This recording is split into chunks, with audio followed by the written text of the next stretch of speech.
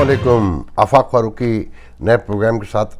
2 दिनों के बाद। दरअसल मेरा फ़ोन ख़राब हो गया है, जिससे मैं कैमरे के तौर पे भी यूज़ करता हूँ, बाकी चीज़ें भी। तो नया फ़ोन अभी मिला नहीं है, कोशिश कर रहा हूँ कि आज प्रोग्राम कर सकूँ। देखिए, हालात आपको सब पता हैं, ख़बरें तो किसी से छुपी हुई नहीं हैं, मगर इन्हें कभी कलेक्ट करके किसी एक जगह पर इसे समराइज़ करके देखें तो आपको सिनेरियो समझ में आएगा कि हालात कहाँ जाकर खड़े हो गए हैं और सिचुएशन क्या है।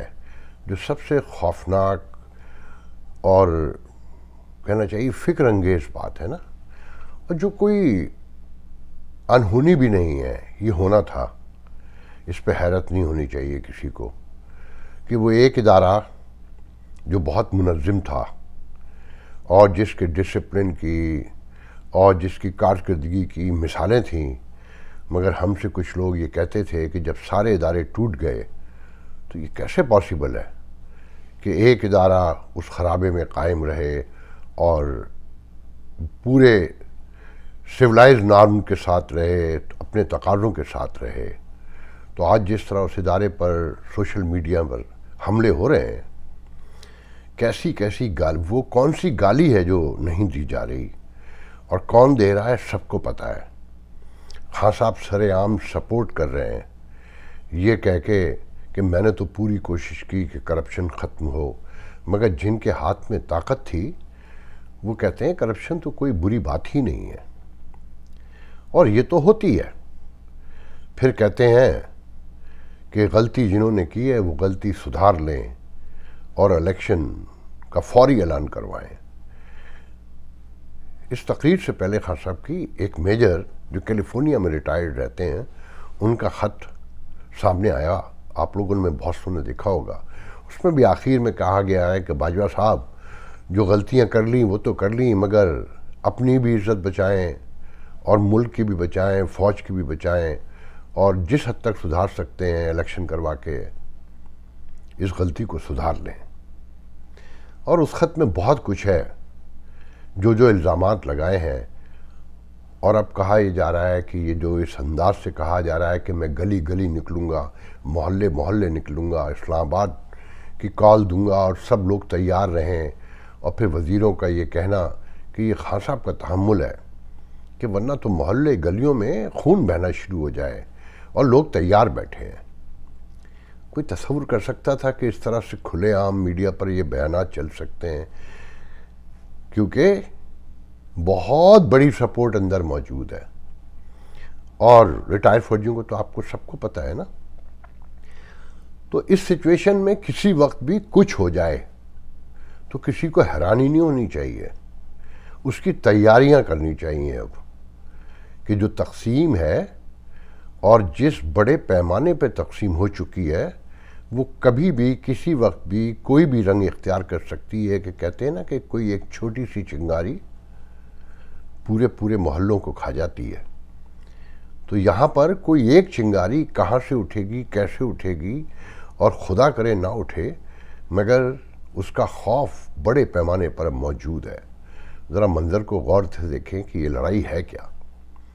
देखिए, जहाँ तक मैं समझता हूँ कि खान साहब की हिमायत इतनी बड़ी अहमियत नहीं रखती है, जितना जो रिवोल्ट है, जो रिएक्शन है,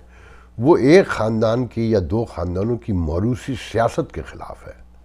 कि एक ही घर से वज़ीर आज़म है, एक ही घर से वज़ीर आला है, और उन पर बहुत सारे सवालात भी हैं, झूठे सच्चे, मगर एक बड़ा परसेप्शन तो मौजूद है ना। ठीक है कि खान साहब ने तोशाखाने से सामान बेच दिया, 98 करोड़ खर्च कर दिए हेलीकॉप्टर पे, एक सड़क बनाने के लिए 30 लाख रुपए दिए, बाकी खा गए। वो एक लंबी कहानी है, मैं उसमें ये छोटे मसाइल हैं मेरे नज़दीक। जहन में रखें, ये सब कुछ एकदम नहीं हुआ है, ये बतदरीज होता रहा है और इससे सरफ़ नज़र किया गया है। मैं जब पाकिस्तान छोड़ रहा था, ज़िया-उल हक का उरूज का दौर था, हर तरफ इस्लामी निज़ाम के नारे थे, मगर थानों में आम साहिल से पूछा जाता था, जब वो पकड़ा जाए या किसी मामले में फंसा लिया जाए तो उससे पूछा जाता था मार्शल लॉ का केस लगाऊं, इस्लामी निज़ाम लगाऊं या ब्रिटिश लॉ लगाऊं। ادارے اس وقت بھی ٹوٹے ہوئے تھے، مگر معمولی یا بڑے پیمانے پہ یا درمیانے پیمانے پہ جو کہیے کہ کام کر رہے تھے، کہیں رشوت لے کر رہے تھے، تعلقات کے استعمال پر کر رہے تھے، مگر کہیں نہ کہیں کر رہے تھے۔ آثار دور سے نظر آتے تھے کہ یہ معاملہ اگر اس پر غور نہ کیا گیا، اس طرف کسی کی توجہ نہ ہوئی تو یہ سب بکھر جائے گا۔ اسی دوران ہم بم بھی بنا رہے تھے، مگر بم کی جو ضروریات ہیں کہ ایک منظم معاشرہ، ایک اسٹیبل معیشت اور ایک settle socio political settle society, جس پر اہم ترین توجہ دینے کی ضرورت تھی، کسی نے نہیں دی، اور ہم وہ کرتے رہے جو ہمارے من میں آتا رہا۔ طاقت کا سر چشمہ ایک ہی طرف بہتا رہا، وہی فیصلے کرتے رہے، ہر معاملے میں وہی عقل کل تھے، اور ان کی مداخلت کھلے عام 2008 کے بعد تو مشرف نے جو کیا میں اس پر نہیں جانا چاہتا، تو سب کو پتہ ہے نا، مگر پھر بچے کو پتہ چل گیا کہ سب کچھ وہی فیصلے کرتے ہیں، کتنا ووٹ ڈال لو، کیسی جمہوریت لے آؤ، کسی کو صدر بنا دو، کوئی وزیر اعظم بن جائے۔ اچھا، پھر بہت عرصے سے یہ بات کہی جا رہی ہے، ان پروگراموں میں بھی لکھا بھی ہے کہ جب آنے والوں کو، ووٹ کے ذریعے آنے والوں کو پتہ ہو کہ ان کے اختیار میں کچھ نہیں ہے، ادارے ٹوٹے ہوئے ہوں، تو کرپشن تو کرنی ہے نا، انسان سب ایک جیسے ہوتے ہیں، یہ نظام ہوتا ہے، یہ ریاستی ادارے ہوتے ہیں جو کرپشن سے روکتے ہیں، جو شترے بے مہار بننے سے روکتے ہیں۔ تو بہرحال اب سچویشن یہ ہے کہ ایک طرف افغانستان سے حملے ہیں، ہر چوتھے پانچویں روز سپاہی مارے جاتے ہیں، جوان مارے جاتے ہیں، شہید ہوتے ہیں، اس میں آفیسر بھی ہیں، عام سپاہی بھی ہیں، سولجر۔ بلوچستان میں جو ہو رہا ہے وہ سب کو پتہ ہے کہ ہر دوسرے تیسرے دن وہاں آپریشن ہوتا ہے، وہاں لوگ مارے جاتے ہیں۔ ٹی ٹی پی کے حملوں کی افغانستان سے اب ہم مذمت بھی کرنے لگے ہیں، اور وہاں افغانستان میں جو ہو رہا ہے کہ مختلف شہروں میں بم دھماکے، مسجدوں میں لوگ مر رہے ہیں، پھر وہی منظر ہے، وہی خواتین پر تعلیم کی پابندی ہے، اور انٹرنیشنل کمیونٹی کا دباؤ کہاں ہے؟ ہم پر ہے۔ ایسے میں معیشت کی تباہی، پھر نوٹ کریں کہ آنے والے وہی حرکتیں کر رہے ہیں جو جانے والوں نے کی، کہ سابقہ حکومتیں یہ کر گئی، سابقہ حکومت یہ کر گئی، سابقہ حکومت کہ NLG بھی نہیں خریدی، سبسڈی بھی دے دی، اور کسی ادارے پہ کوئی توجہ نہیں دی۔ لوگوں کے اب کان پک چکے ہیں یہ سن کے، مگر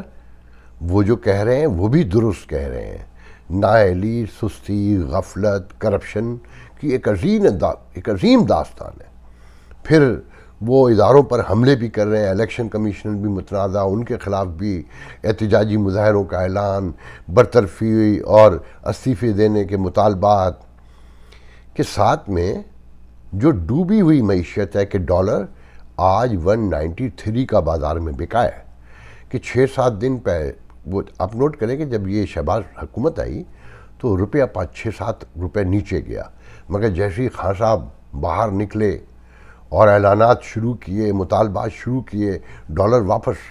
وہاں چلا گیا۔ ایسے میں IMF سے مذاکرات اور یہ رضامندی کہ سبسڈی واپس لے لی جائے گی۔ ذرا اس منظر کے بارے میں سوچئے کہ جب پیٹرول 200 روپے سے اوپر کا ہوگا، جو اگلے چند دنوں میں ہونے جا رہا ہے۔ پھر آپ نوٹ کریں مہنگائی تو تیزی سے بڑھ رہی ہے نا، روزانہ خبریں آ رہی ہیں کہ انڈے کی قیمت بڑھ گئی، گوشت کی بڑھ گئی، چاول کی بڑھ گئی، آٹے کی بڑھ گئی، 50% سبسڈی پنجاب میں دی جا رہی ہے۔ وہ کتنے دن اور کیسے، کہاں سے لائیں گے؟ وہ کہتے ہیں نا کہ ننگی کیا نچوڑے گی، کیا نہائے گی۔ اس صورتحال میں جب پیٹرول 200 روپے کا بکے گا، بسوں کے کرائے بڑھیں گے، ٹیکسی کے کرائے ہی نہیں بڑھیں گے، اس کا امپیکٹ ہر جگہ جائے گا۔ جو منظر بننے والا ہے اس کے بارے میں غور کریں، اور جب سیاسی تقسیم ہو، آپ لوگ گواہ ہیں کہ یہ واحد پروگرام ہے جو مسلسل کہتے رہے 2 سال سے کہ جو سیاسی کیوس بڑھے گا، جو اب انارکی کے آلموسٹ قریب پہنچ چکا ہے نا، تو معیشت کی بحالی کے یا اس کے استحکام کے کوئی آثار نہیں نظر آتے۔ یہ مزید تباہی کی طرف جائے گا۔ واشنگٹن میں بیٹھے ہیں اسماعیل مفتیٰ صاحب، تقریباً ہر شرط مان لی ہے۔ آج ایمبیسی میں وہ پریس کانفرنس بھی کریں گے، مگر المیہ یہ ہے کہ ان سے کوئی سوال نہیں پوچھا جائے گا، اگر سوال پوچھ لیا گیا تو جواب نہیں ملے گا۔ آہستہ آہستہ چیزیں کھلتی ہیں ہمارے یہاں اور بم پھوڑے جاتے ہیں اچانک سروں پر۔ ایسے میں جو منظر بننے جا رہا ہے، کیا آپ سمجھتے ہیں کہ یہ حکومت چل سکتی ہے؟ یا الیکشن بہت بہتر انداز میں پرامن ہو سکتے ہیں؟ یا اگر پرامن ہو کر کوئی ایک پارٹی، اول تو ایک بات ذہن میں کہ ہر خانے میں رکھے کہ خان صاحب کا یہ خواب بھی جھوٹا ہے کہ وہ 2/3 اکثریت لے آئیں گے، یا نواز شریف کہیں یہ سمجھتے ہیں کہ 2/3 ان کے پاس آ جائے گی۔ پیپلز پارٹی کا تو سوال ہی نہیں پیدا ہوتا۔ جو تقسیم ہے وہ اتنی گہری ہے کہ پھر وہی کولیشن حکومت سامنے آئے گی نا، جو محتاج ہوگی اتحادیوں کی، جو محتاج ہوگی اس تقسیم کو روکنے کی، اس میں وہ کوئی تنہا بڑے فیصلے کر سکے گی؟ اور جو معیشت پہ دباؤ ہے، جو قرضے ہیں، کیا وہ کسی حکومت کو جہاں پر نفرتیں، مایوسی، ناراضگی، بیداری انتہا پر ہو، جہاں پر صرف یہ ہو کہ اپوزیشن کا کام ہی یہ ہو، جمہوریت کا مطلب ہی یہ سمجھایا گیا ہو کہ حکومت کے خلاف کام کرنا ہے، اسے گرانا ہے اور اپنا اقتدار لے کر آنا ہے، تو اس میں کوئی مسئلہ آپ کو حل ہوتا ہوا نظر آتا ہے؟ نہیں، اب یہ معاملہ انتخابات سے درست نہیں ہوگا۔ میں بہت بڑا جمہوریت پسند ہوں، میری ساری عمر اس جد و جہد میں رہا، میں امریکہ میں، مگر میں پاکستان میں جمہوریت کے استحکام کے لیے ہمیشہ کام کیا ہے، اور ہمیشہ یہی سوچ رہی ہے کہ سارے مسائل کا حل کہ موجود دنیا میں جمہوریت ہی بہترین نظام ہے، گو کہ بہت ایڈریسیبل ہے، بہت ساری اس میں نقائص ہیں، بہت فلاز ہیں، مگر یہی ہے، اس کا الٹرنیٹ نہیں آیا ابھی۔ مگر میں پہلی بار یہ کہہ رہا ہوں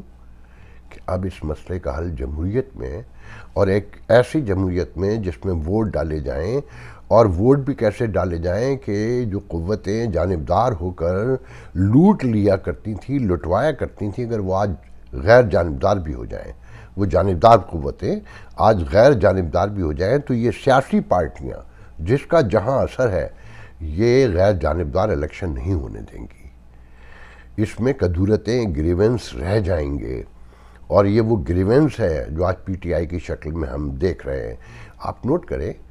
کہ یہ پیپلز پارٹی، مسلم لیگ نون، یہ ایم کیو ایم، یہ اے این پی، اس کے جلسوں میں غریب ناچا کرتے تھے، بے حال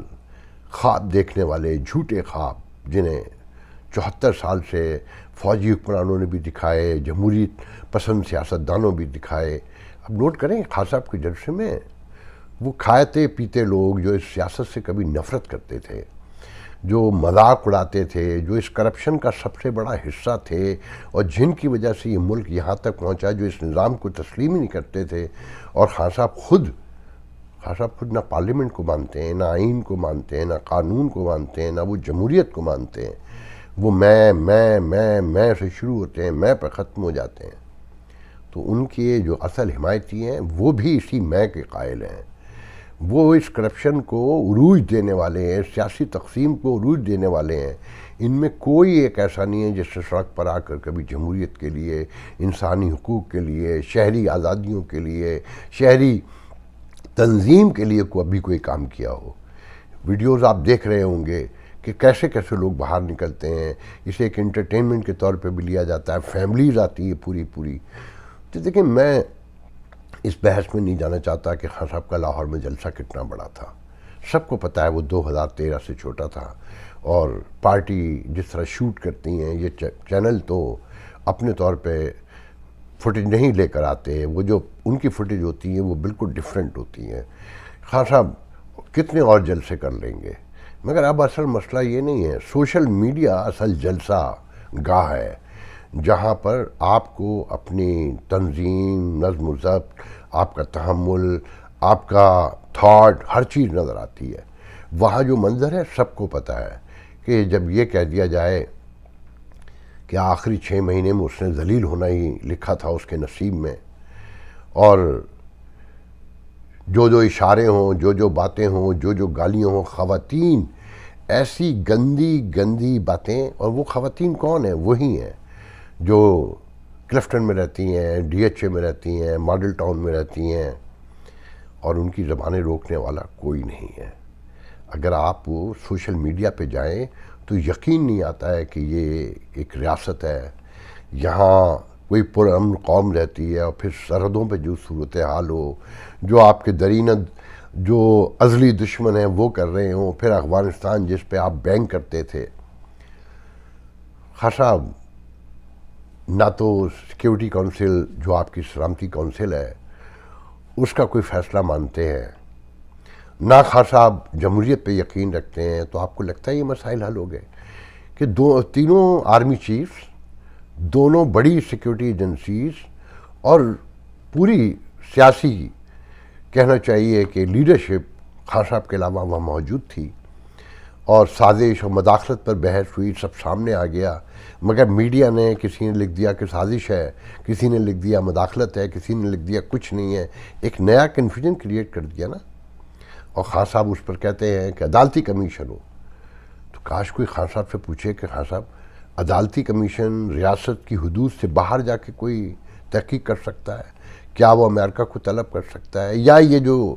خفیہ ایجنسیز آپ کی ہیں نمبر 1 جو کہلاتی ہیں، وہ آپ کو کوئی نئی رپورٹ لا کر عدالت میں جمع کرا سکتی ہیں کہ نہیں جناب پہلے جو ہم نے کہا تھا وہ غلط تھا؟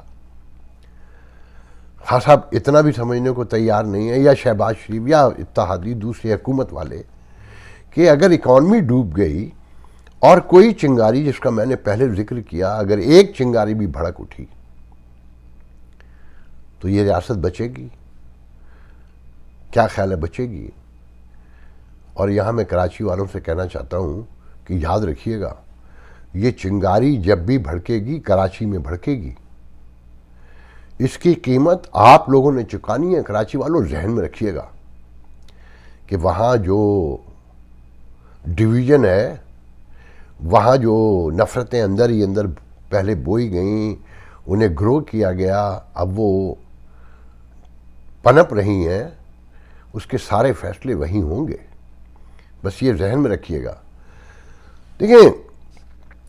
میں بہت خوف نہیں پھیلانا چاہتا، اس کا کوئی فائدہ بھی نہیں ہے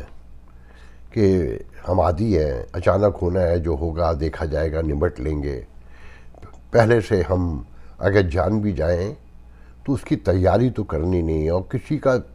کوئی دلچسپی بھی نہیں ہے، کیونکہ جنہیں تیاری کرنی چاہیے ان سب کی اولادیں، ان کے ایسٹ سب باہر رہتے ہیں۔ خان صاحب لاکھ امریکہ مخالف ہوں، آپ کو خان صاحب کو چلتے ہوئے آخری امریکہ مخالفت بتا دوں کہ میں 3 دن سے سوچ رہا تھا کہ الہان پاکستان گئیں، ان کو لے جانے والے امریکن پاکستانی، وہ یہاں الیکشن بھی لڑنا چاہتے ہیں، کانگریس کا کسی موقع پہ بھی لڑ لیں گے، وہ اپنی پارٹی کے، اپنی اسٹیبلشمنٹ کے یا اپنی ریاست کے خلاف خان صاحب سے ملانے کیوں لے گئے ہوں گے؟ تو پھر ایک جھماکہ ہوا، ایک دوست سے گفتگو ہوئی، تو کنورسیشن کہتے ہیں نا، پڑھے لکھے لوگوں سے آپ گفتگو کریں تو چیزیں سامنے آتی ہیں۔ ذرا نوٹ کریں کہ امریکہ روس اور یوکرین لڑائی پر بھارت کے اگینسٹ کھڑا ہوا ہے، ان سے مطالبات کر رہا ہے، اور بھارت غیر جانبدار پالیسی کے تحت تیل بھی خرید رہا ہے۔ پھر اس کے یہاں کشمیر کے حوالے سے لے کر پورے ملک میں ہیومن رائٹس کے ایشو ہیں، اور ڈیموکریٹ، یاد رکھیے گا یہ جو بائیڈن ایڈمنسٹریشن ہے یا ڈیموکریٹ پارٹی ہے، یہ حکومت میں آئیں گے تو یہ civil rights, human rights, women rights پہ سمجھوتہ نہیں کر سکتے۔ مجبوریاں تعلقات قائم رکھتی ہیں، مگر اپنے مطالبات بھی پیش کرتے رہتے ہیں۔ ابھی مجھے اب یاد تو نہیں ہے، 15 دن پہلے ہی ہمارے سیکریٹری ٹونی بلنکن اور بھارت کے کوئی وزیر تھے، میرے خیال میں مجھے یاد نہیں آ رہا کہ اکنامک منسٹر تھے یا ڈیفنس منسٹر، ان کے ساتھ بیٹھ کر کشمیر میں اور دیگر معاملات میں جو ہیومن رائٹس کی وائلیشن ہے اس پہ انہوں نے گفتگو کی، اور واضح کہا کہ ہمارا بہت بڑا کنسرن ہے۔ اچھا، پھر بھارت مطالبات بھی نہیں مان رہا، تو عین ممکن نہیں، یقین کامل ہے کہ الہان عمر بائیڈن ایڈمنسٹریشن سے باقاعدہ پرمیشن لے کر پاکستان گئیں، عمران خان سے ملی۔ اچھا، امریکنز کا ایک بات ذہن میں رکھیے گا، یہ اگر آپ سے کسی ایک ایشو پہ ناراض ہیں اور دوسرے پر انہیں کام ہے، تو یہ ہماری آپ کی طرح تعلقات ختم نہیں کر لیتے، شٹ ڈاؤن نہیں کرتے، دروازہ مکمل، کھڑکیاں دروازے کبھی بند مکمل نہیں کرتے، درز کھلی رکھتے ہیں۔ تو الہان مرضی سے گئی ہیں، اور خان صاحب کو دکھا کے ان کے ساتھ دیکھیں ملی وہ شہباز شریف سے بھی، مگر سینیریو کیا کھڑا ہوا کہ خان صاحب سے جو امریکہ کی مخالفت پر اترے ہوئے ہیں مکمل طور پہ، ان کے ساتھ الہان کی تصاویر، ان کی گفتگو، اور پھر الہان پہنچتی ہیں کشمیر جس پر بھارت میں کوہرام مچ گیا۔ تو یہ خان صاحب جو مخالفت کر رہے ہیں کہیں امریکہ کے کام بھی آئے، اور خان صاحب کو شاید اندازہ بھی نہیں ہے کہ وہ کتنا کام آ گئے۔ تو یہ جو بڑی طاقتیں ہوتی ہیں، یہ سمجھدار ریاستیں ہوتی ہیں، وہ ایک کاروبار اگر بند ہو جائے تو سارے کاروبار بند نہیں کر دیتی۔ تو بھارت کو اس کی اوقات میں بھی رکھنا ہے نا، تو کشمیر میں الہان کو پہنچا کے وہ نون ہے، آپ کو پتہ ہے کہ فلسطین کے ایشو پر، کشمیر کے ایشو پہ، مسلمانوں کے ایشوز پر، تو بھارت کو دکھانے کے لیے اس کے معاملات جو خراب ہیں اسے ابھارنے کے لیے الہان جیسے بہت سارے لوگ ہیں یہاں، اور یہ ابھی وہ واپس آ کے کانگریس میں بھی شور مچائیں گی، بھارت پر دباؤ بڑھایا جائے گا۔ اچھا، میں آخر میں بس اتنا اور بتاتا چلوں کہ واشنگٹن میں 8 مئی کو P T I U S A اور ہمارے بڑے اچھے دوست جانی بشیر وائٹ ہاؤس کے سامنے خان صاحب کے نکالا پر ایک بڑا مظاہرہ کرنے جا رہے ہیں، مطلب وائٹ ہاؤس کے سامنے بائیڈن ایڈمنسٹریشن کے خلاف مظاہرہ کریں گے اور مطالبہ کریں گے کہ ہمارے خان صاحب کو کیوں نکالا۔ اس پر کہتے ہیں کہ پارٹی کے میجر لوگ جو ہیں، خاص کر جو P T I U S A کے پریزیڈنٹ ہیں، منیر کھٹانہ سے لے کر سیم خان اور دوسرے لوگ، وہ متفق نہیں ہیں کہ ہمیں یہاں سے بیٹھ کر یہ نہیں کرنا چاہیے، مگر جانی بشیر اڑ گئے ہیں۔ دیکھتے ہیں کہ وہ کہتے ہیں کہ جی پورے امریکہ سے لوگ آئیں گے پی ٹی آئی کی حمایت جو کرتے ہیں، اور یہ وائٹ ہاؤس کے سامنے ہزاروں لوگ پھر اسی طرح جمع ہوں گے جیسے یونائٹڈ نیشن کے سامنے خان صاحب کے آنے پر سب جمع ہوئے تھے، یا واشنگٹن ڈی سی میں خان صاحب نے جلسہ عام کیا تھا، تو خان صاحب کے پروانے وہاں بھی پہنچیں گے۔ اس کے کانسیکوینسز کیا ہوں گے یہ جانی بشیر جانے، یہ کمیونٹی جانے، اور اس کمیونٹی میں پاک امریکہ پالیٹکس کے ساتھ امریکن پالیٹکس کرنے والے جانے۔ میں اس پر زیادہ بات نہیں کرنا چاہوں گا، انشاءاللہ اگلے پروگرام میں آپ سے پھر گفتگو ہوگی۔ اللہ حافظ۔